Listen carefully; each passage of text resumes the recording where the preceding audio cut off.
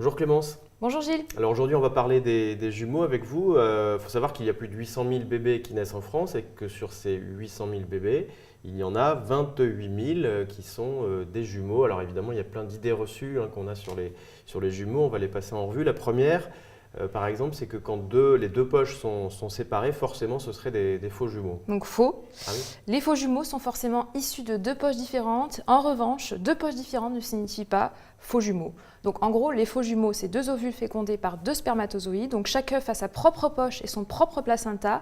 C'est le cas pour les vrais jumeaux aussi, quasiment dans tous les cas, sauf pour 1% des cas où les vrais jumeaux, lorsque la division de l'œuf se produit après 8 jours, les bébés grandissent dans la même poche. D'accord.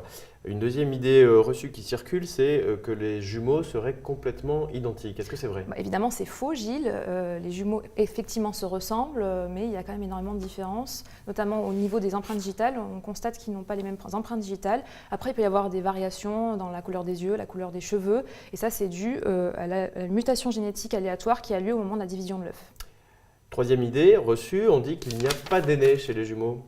Alors, pour les faux jumeaux, impossible de savoir qui a été conçu en premier. Et pour les vrais jumeaux, en fait, il n'y a pas d'aîné puisqu'ils sont conçus à partir du même œuf. Mais alors d'où vient la croyance que le deuxième né serait l'aîné en fait?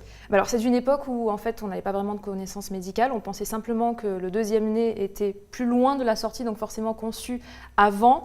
Donc c'est faux, on le sait maintenant. Et donc en France, on applique le droit romain qui signifie que simplement le premier qui est né, le premier qui est mis au monde, c'est l'aîné. Et puis une dernière chose qu'on entend souvent, c'est qu'il faudrait les élever différemment. Donc la tendance, c'est vrai, sauf que non, à partir de 0 et jusqu'à 2 ans, il faut au contraire les garder, les préserver, leur fusion, ce qu'on appelle la fusion gémellaire, et après leur individualité. C'est au moment où l'individualité se forme que là, on peut effectivement les mettre dans des classes différentes, développer leur individualité.